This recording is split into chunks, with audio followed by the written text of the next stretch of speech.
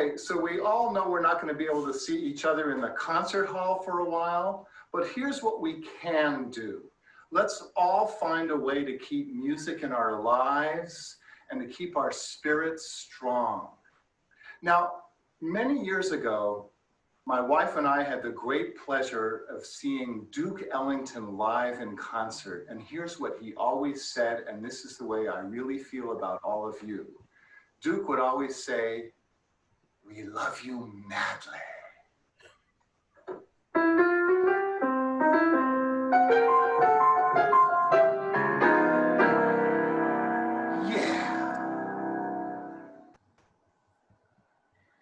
Okay, that's kind of a perfect way to start everything off. I'm going to stop sharing my screen and hand the meeting over to Kathy Hart, who is our board president. Kathy, it's all you. Good afternoon and welcome to the Stockton Symphony's very first virtual town hall meeting. My name is Kathy Hart and I will be the president of the Stockton Symphony for the next couple of years. So why are we having this meeting? First and foremost, to thank all of you for your support. We, the board of directors, the staff, and the orchestra want to begin this meeting with a huge thank you to all of you, our patrons, our subscribers, our supporters, our donors, and our audience. What about a cat?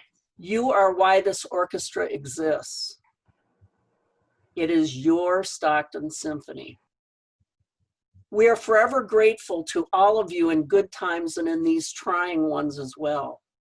You have all been amazingly generous to the symphony, and we hope that you will continue your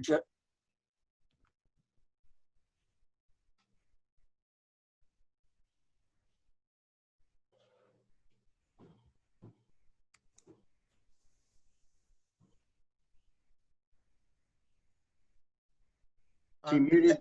Kathy became muted. Kathy became muted. We need to have her rewind. All right, here I go again. Good afternoon and welcome to the Stockton Symphony's very first virtual town hall meeting. My name is Kathy Hart and I will be the president of the board of directors of the Stockton Symphony for the next 2 years. So why are we having this town hall meeting? First and foremost, to thank all of you for your support. We, the board of directors, the staff, and the orchestra want to begin this meeting with a huge thank you to all of you, our supporters, our patrons, our subscribers, our donors, our audience. You are why the Stockton Symphony exists. It is your Stockton Symphony. We are forever grateful to all of you in good times and in these trying and uncertain times. You have all been amazingly generous, and we hope your generosity continues into the future. Second, we want to talk about what we've been doing since March to explain our plans for the fall of 2020 and to discuss how we plan to approach the 2021 season.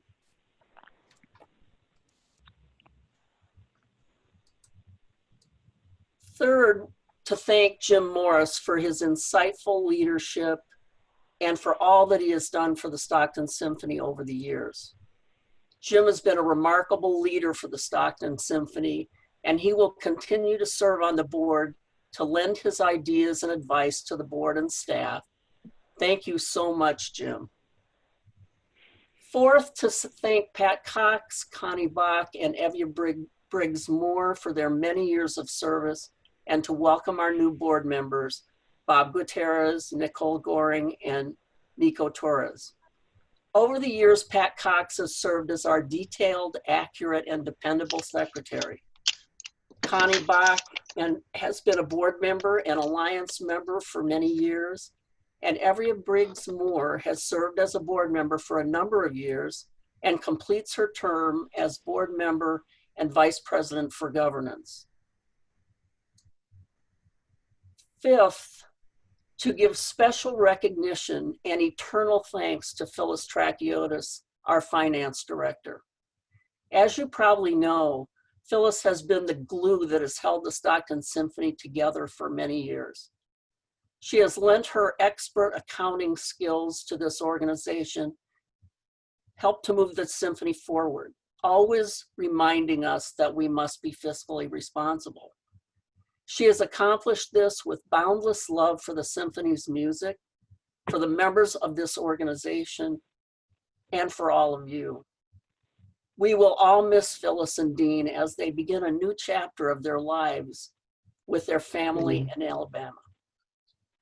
And finally, to give all of you an opportunity to ask questions, make suggestions, and give us feedback. And now I want to turn the program over to Philip West, our fantastic creative Chief Executive Officer, who will talk about the 2021 season. Off, so do you want to turn it on so you can be seen?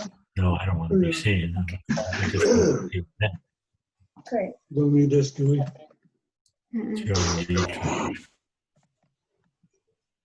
Is So- that being seen either? If you're just joining us, can you mute? I'm trying to mute everybody that's joining as we join, but if you're just joining us, if you wouldn't mind muting your microphone, that would be great, so we don't eliminate the background noise. Thanks, Kathy, and thanks, Diane. So I want to take a moment to say that we are all looking forward to the great leadership that Kathy is going to be bringing to us, and to thank Jim for his great leadership in the past. Jim joins a group of very, very dedicated people who've led the symphony throughout the years. Right now, the priority of the symphony during this pandemic is to keep stakeholders, musicians, volunteers, and all the employees of the Stockton Symphony safe. To do that, we're going to have to change things up. We're going to have to do things differently from how we've done them in the past. And we are going to have some bumpy roads in that moment, just as this webinar, this first attempt at a virtual town hall meeting is going well, but we have room to grow. I point out that when you see us perform, we have multiple rehearsals.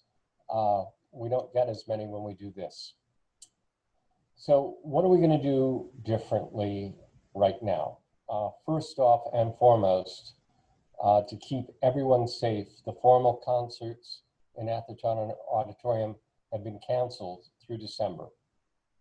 This is in keeping with both state and local mandates. It's not something we can simply choose. It's something that we've been told. Because of that, we're not going to offer a season subscription. We anticipate offering single concerts in the second half of the year. We don't know what those look like yet, and Peter will talk about them later in this conversation. We do anticipate that by the time we get to May, we will be offering a full season for the next year. So we plan to be back on the concert stage for the 21-22 season. In the meantime, we are going to have to get much better at staying in touch with all of you, our stakeholders, to let you know what performances opportunities are coming up, how we're planning, how we're dealing with everything that's coming in to us in a world where it feels like every day something new happens. We will be developing a series of ensemble performances. We are in the final stage of receiving a grant from the National Endowment for the Arts that will allow us to fund a series of concerts throughout the county. These will be small. They'll be in a lot of different locations. And as soon as we know what those look like, we will be sharing that information. We're going to be creating a list of venues so that we can gather in different sizes, in different locations, and maintain social distancing. And if you have any suggestions as to venues you think we should be looking at, please reach out to us, any of us here. The easiest way is to just send an email to boxoffice@stocktonsymphony.org, and Crystal will get it to the right person. Peter is working on something that I asked him to do, which is not simple, but he's up to the task. And that is to, with all the possible things that could happen in our future here, what could we do under different circumstances? If we can suddenly have groups of 100, what does that look like? If we can have a concert of 500, but it's got to be very social distance, what does that look like? How do we keep the musicians safe as well as the audience? And Peter is pulling together options for that. In response to the economic challenges for everyone created by the pandemic, we plan for many of the events that will happen in the second half of this year to be admission free. They will be covered through, we'll cover our expenses by you, the stakeholders, people who've cared about us for years, as well as grants, as well as businesses. We'll find a way to make that work. And finally, for the stakeholders who requested ticket exchanges, we are going to push those exchanges off another year and make those good in a season where we're offering something closer to our regular concert series. It just doesn't feel appropriate to create an exchange for something that's any less than what you've already purchased a ticket for. I want to thank everybody who has been patient with us as we have tried to thoughtfully go through our options, as we have listened to our government leaders, both state and local, and tried to follow the national trends, listen to our peers. And I want to say we've spent a lot of time also talking to our musicians about what makes them feel safe. So with all of that, we open this time for you to tell us the same. There will be a survey going out. And I also want to say for anybody who misses or wants to see any part of this, we are recording and we will post it on our YouTube channel in a couple of days after we have a chance to get it all downloaded. So with that, I want to thank you again and turn this over to Peter.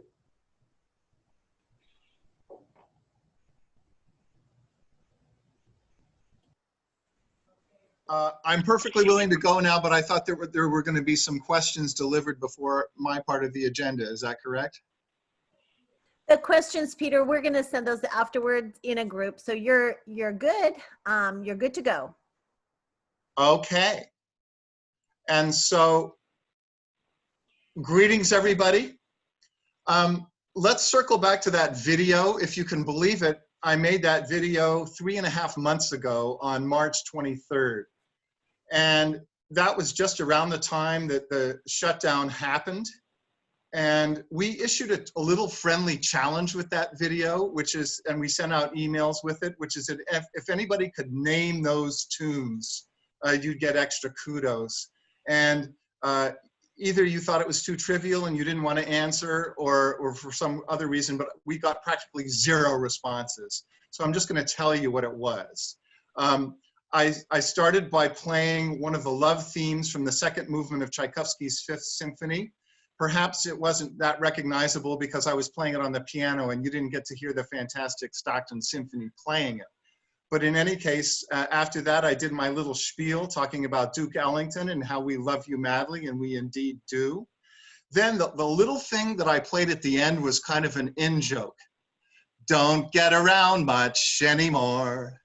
That was the little tag closer, which I thought was pretty apt from Duke Ellington. And so that was kind of the whole thing about that video. But more important than that video itself, and remember, this was 3.5 months ago, is how nimble our marketing and social media team were in immediately seizing on the idea and creating an entire Stockton Symphony at Home social media program with many musicians from the Stockton Symphony making individual contributions. And these are really heartwarming messages. You've probably seen some of them. And we're going to close this town hall with one of those messages as a way of playing at home. Now, we've been doing other media projects. We were involved in an invitation from the city of Stockton to create a virtual July 4th celebration. And for various reasons, that project had to be postponed. But we really want to thank every single contracted member of the Stockton Symphony who made a contribution to that. It was going to be a composite video. And in addition, we want to thank our board member, Bob Gutierrez, for his heroic efforts in trying to keep this project alive before it had to unfortunately become postponed. We plan to finish the project and to use it, either parts of it or all of it at once in some strategic point in the future. Now, besides these various video projects that we're involved in, as Philip mentioned, we're looking at all sorts of performance options that can be presented both in the interim in between now and when it is safe to resume full orchestra performances, and also even when that time comes when we can resume full orchestra performances, what can those options look like? I've already seen one of you question, you know, suppose things are really rosy and we can bunch together all of what was planned for the 2021 season into the second half of the season. Yes, I mean, that and anything is open. We're trying to keep as many options open as possible. And so there's a whole spectrum of possibilities for when we can reopen with full orchestra performances. It may be in January. It may be at the beginning of the fall of the 21-22 season. We just don't know because, quite frankly, we don't have control. The virus has control and the legal mandates have control. But in the meantime, we are looking at small ensemble pop-ups that Philip mentioned, maybe quartets, quintets that could be performing in a shopping mall, a church, a parking lot, anywhere that's socially distanced and safe, perhaps outside venues where they're all socially distanced. And we're awaiting final approval from the NEA to get funding for that. We're also looking at kind of intermediate possible ensembles of moderate size, let's say 13 to 15 players playing for likewise socially distanced audiences. And for all of these events, we're considering several venue options in addition to Atherton, including outdoor performances. Many of you might remember when we used to have performances at what was then the newly formed Weber Point Event Center. We used to give free July 4 concerts. And so we're looking at anything and any way that we can keep our options open. And so as Philip mentioned, it's actually as if we're planning for maybe 10 or 20 different possible seasons rather than one. We're really trying to keep all of our options open. Now, when the time comes that it's safe to return to full performances, whenever that is, we want to come back with a bang. We don't know yet whether it can resume full steam in January or even September 2021, but in any case, the repertoire combined from what we had to cancel at the end of this season, plus the season at a glance for what was to be our coming 2021 season, if you put up all that repertoire together, it stands up, we think, amazingly well, despite the enormous changes that have happened in the universe ever since. We want to continue with plans in our first full concert to feature violinist Amarin Olmeida. She's a 12-year-old wunderkind. Her mom is African-American and her dad is Latino. And I've worked with her before and she's a true prodigy. I've had the great honor many years when I was working at the Aspen Music Festival working with people like Gil Shaham, Sarah Chang, Kyoko Takozawa, Chi Yan Kim, all these people who have gone on in major careers. When I work with Amarin, she feels like that. She is really a true prodigy. We also had planned, even for this season, to feature the lyric for strings, which was written by a very much revered Black composer, George Walker, who lived until his late 90s. He died just recently. This piece is very soulful, and it's written very much like Barber's Adagio for strings. And African-American trumpeter Byron Stripling is still keeping his dates open for the pop show we plan to preserve. And he's really in the same league with Doc Severinsen. We also want to introduce to Stockton somebody who I've worked with for almost 2 decades. Victoria Bond and I are both fellow guest faculty members at the Conductors Institute in South Carolina. We're both there teaching wannabe conductors every summer. And she's not only a fantastic conductor, but also a very gifted composer. And so we had planned her for next season as a guest conductor in a Pops to feature a Latino dance troupe. And also she's writing us a world premiere that we will feature in a classics to go along with Firebird. She's writing a piece for us called From the Atlas of Imaginary Places. Now, surrounding all of these great adventuresome projects, and you know that we always like to offer a very elegant variety of beloved masterworks. You know, we want to make everybody feel warm and fuzzy with the great pieces we all know, plus these other great pieces that have gotten us international recognition. So surrounding all of the projects I just mentioned, we'll have a veritable cornucopia of favorites. We're talking about Dvorak's New World Symphony, concertos by Beethoven and Tchaikovsky, a return of that amazing piano soloist, Rodolfo Leone, who played Beethoven's Emperor Piano Concerto at the 11.5 hour when he had to fill in for an ailing soloist. And for all of these events, we're considering venue options in addition to Atherton. Yes, we want to return there, but we're also thinking about other places. We mentioned possible outdoor concerts. I want to tell you a little dream of mine, and I've always thought about this. Many of you remember when we used to perform in Civic Auditorium, we used to have our annual Pops and Picnic there.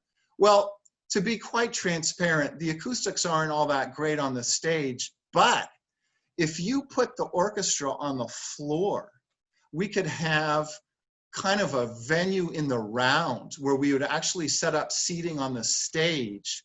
Those people would be looking down on the orchestra from behind, and everybody else would be in the balcony in the loge. It would kind of be like the Stockton equivalent of the Musikverein. And when you have the orchestra on the floor, the acoustics are amazingly good in that venue. So as I said, nothing is off the table. We're planning for all sorts of possible events. The ensemble programs that we're trying to develop, even these Zoom sessions, we want to basically turn these into what could be called a 21st century equivalent of an interactive newsletter. I mean, that's really what we're launching here.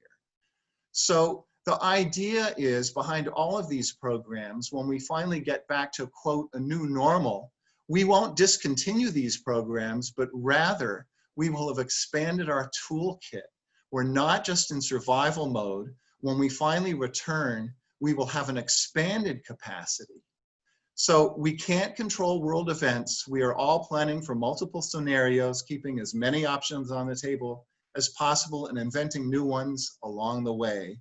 And your love of orchestral music and your unwavering support for the Stockton Symphony is what is going to help us stay afloat and emerge from the crisis stronger than ever. And now I think we ought to open it up for some Q&A. Thanks so much, everybody, and we really appreciate you joining us. Okay, so if I can just ask Peter and Kathy and Philip to unmute, and we have some questions. The first one is from Elizabeth Carlson. I think we've kind of touched on this, but you guys can expand on this a little bit. She is a season ticket holder and just wants to know basically kind of what our plan is, basically just going forward, what our plan is, if we have a plan and how we're going to fix it. Our plan is improv. I mean, when I said we get a new plan almost every day, I mean, it just, that's the way it feels to us here. We are spreading out a deck of cards, if you will, and each day we pull up a new one and say, that looks like it's the right one, and we hope it holds true. So we are flexible and our ears are open. If anyone out there has ideas or thoughts, now is the time to come forward, because this is a community effort in how to deal with something that I haven't met anybody in their lifetime who has ever experienced anything anywhere close to this. The virus has just flattened us all. If I can tag on to this, let's all consider what the alternative is to what Philip and I are talking about. If we were to advertise and start selling tickets for specific dates and events starting in next September or even starting in next January, and then the goalposts keep moving as they do, and we have to reschedule any of those events, it starts eroding trust in us as an organization. I've been watching a lot of what our sister orchestras are doing across the state, and there's a whole range of what different organizations are trying to do. There are some that are still steadfastly offering subscription sales starting with this coming September. And it's hard to imagine that with what we seem to think is going to be the result of that. And they're just going to have to sort of start backtracking, and it does erode trust. I think the amazing part from all of you who have purchased tickets, as you know, we offered 3 choices. You could either get a refund, or you could get donations back for the tickets that you could just credit them as a donation, or you could get them credited for a future event. And the response from all of you was so heartwarming. The huge majority of you decided to turn those into donations or vouchers for future things. And that's not to say that we were upset with any people who wanted refunds, because we totally respect that too. But the point is that it's really difficult, in order to keep all of your trust, for us to come up with an exact deadline when we don't have any control over what the future is going to be. Now, what may be possible is sometime near the end of the summer or sometime mid-fall, we can have a much better handle on things and advertise in a sort of carefully couched way, a very carefully, strongly possibility of what might happen. But I'm hoping that people will see it from the view that selling tickets for exact events right now is a difficult thing to do ethically. Absolutely. Okay. I see somebody's chat who's probably being friendly, facetious, saying symphony face masks for sale. But you know, it's really hard to keep trust in everybody if you're selling tickets and advertising things that very well might not happen. Never mind, I'm looking for things that we can market. So a Stockton Symphony face mask might be a bad idea. Yeah, there you go. I think it's an awesome idea. So from Russell Wiley, we have, can you bunch the spring 21 season through May and June? I think I already even brought that up in my spiel, and I'm very grateful to you, Russell, for bringing that up, because I was able to incorporate it in my, you know, we would love to be able to do that. I think it's a great idea. It's dependent on venue availability and a whole bunch of other things. But, you know, when we finally come out with things that we think that we can advertise for sure, that in no way precludes us from doing additional things. And that's the advantage we have of this wonderful professional orchestra, is we can be nimble and mount things on the fly that may need only 1 week of rehearsal, let's say, rather than needing 3 months to get ready for something. So your option is really very optimistic, and I love it, and I hope it comes to pass. Thank you. So from Burke Wallace, he wants to know if we could perhaps have a VIP experience. If we're choosing to do free concerts, as a way for the ticket exchange folks to use them to raise revenue. So many of you may know that we were excited to bring on board the symphony staff, Diane Vigil. And this is right down Diane's alley. This is what she's done for years. So absolutely, we will find a way at some of these events to create that VIP experience, that little something extra that you've come to expect from the Stockton Symphony.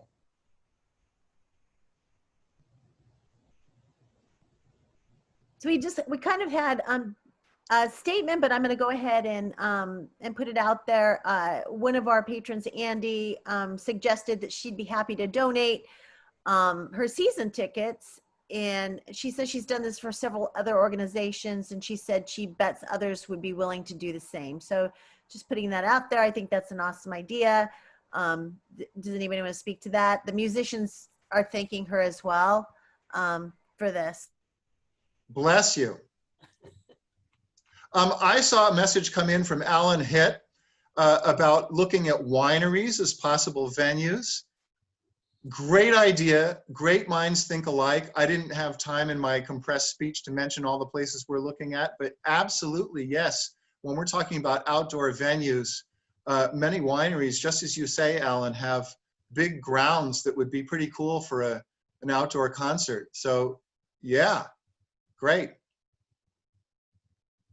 And I should emphasize that we are looking at venues throughout the county. So we expect to do something not only in Lodi, but also in Manteca, in Lathrop, in Tracy. We want to get throughout the county. And who knows, maybe we'll find our way in the foothills. Great place to be in August. So unless there's any other questions, I think that's it for the questions that we have. Did you guys want to say anything else before we turn it over to Jim? Just thanks for being there.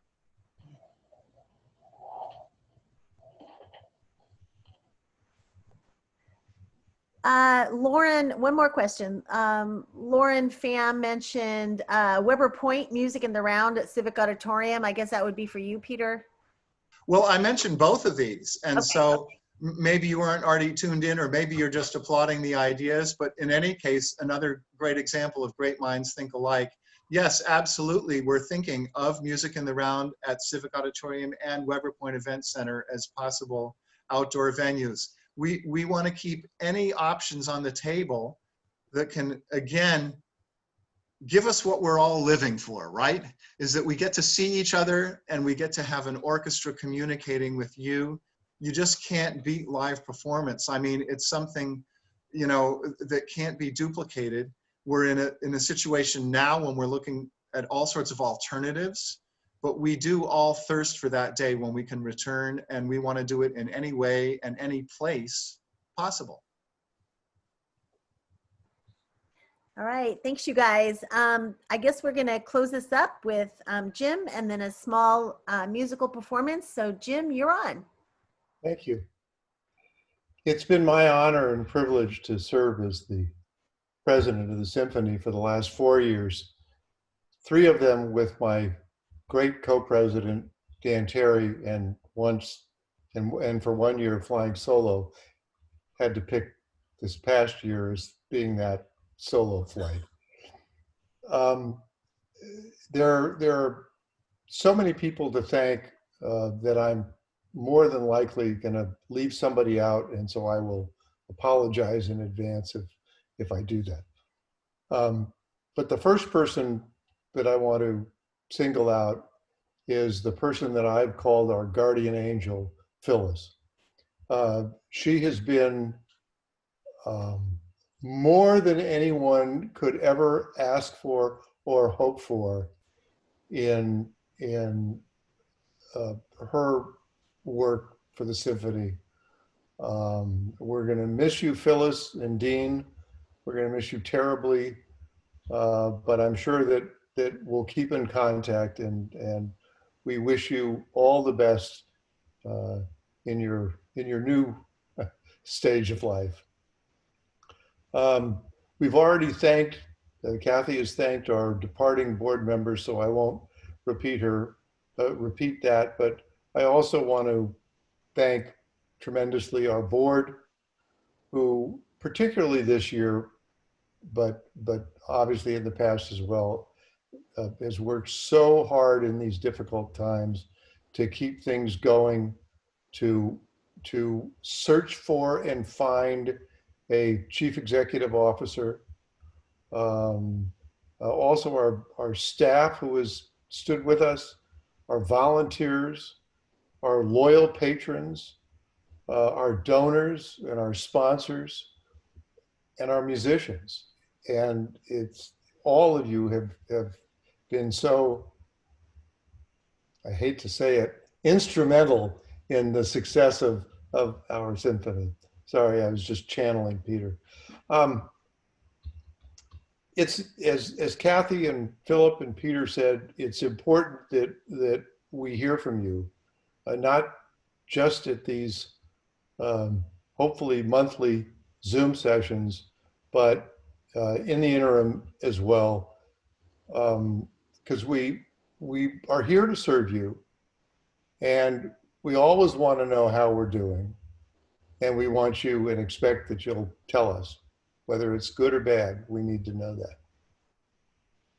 We've had difficult times in the past, but nothing prepared us, I don't think, for what we're facing now. But to move forward in the face of what's gone on and what's happening now, the uncertainty of it all will challenge us as we've never been challenged before. But as we move towards our centennial, I'm confident, and I think the board and staff and are confident that we could not have put together a better team to move through these difficult times and to the celebratory times that we'll see in the future. And so I want to thank the following people, not only for what they've done, but so far, but what they will do in the future.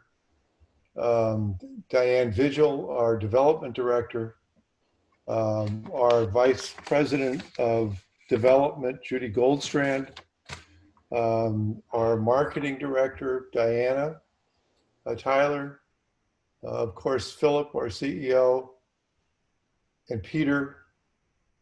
You know, one thing that's gotten lost in this, in the pandemic is the fact that we are celebrating this year Peter's 25th anniversary with the symphony. And while we haven't been able yet to put together a real celebration of it, it's coming. Peter, we just don't know when. And to our fabulous orchestra, as I said before, you're just phenomenal, and you make all of us look great. And finally, all the best to Kathy Hart, our incoming president. Anything she needs, she'll get from me, and I'm sure she'll get from all of you, and we'll get through this. And so again, thank you all. Unmute, Diane. Thank you. I just want to recap. Thank you so much for your beautiful words, Jim and Philip and Kathy. We really do. We love you madly. Thank you so much. All right. I am going to play just a small musical number at the very end here, just to give us a boost of energy and positivity. If you have further questions, everybody has my contact information. Please email me directly and I'll make sure that you get answered. Thank you for participating. Anybody who had difficulty getting in, I hope that we were able to solve it on the fly. And we'll see you next time. Please stay tuned just for a second and I'll get this up and going. Thank you so much.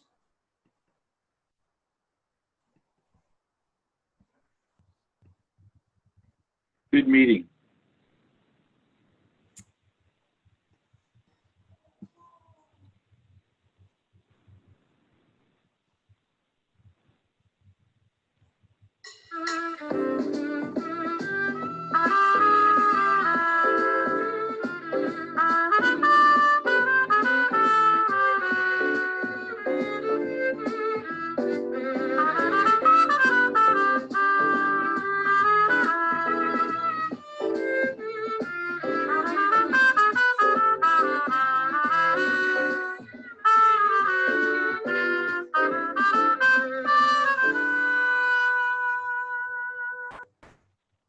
We're sending love and good vibes to all of you. And let's always stay on the sunny side of the street.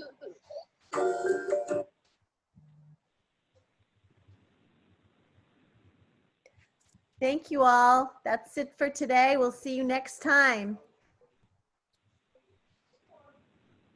Bye. Thank you. Bye.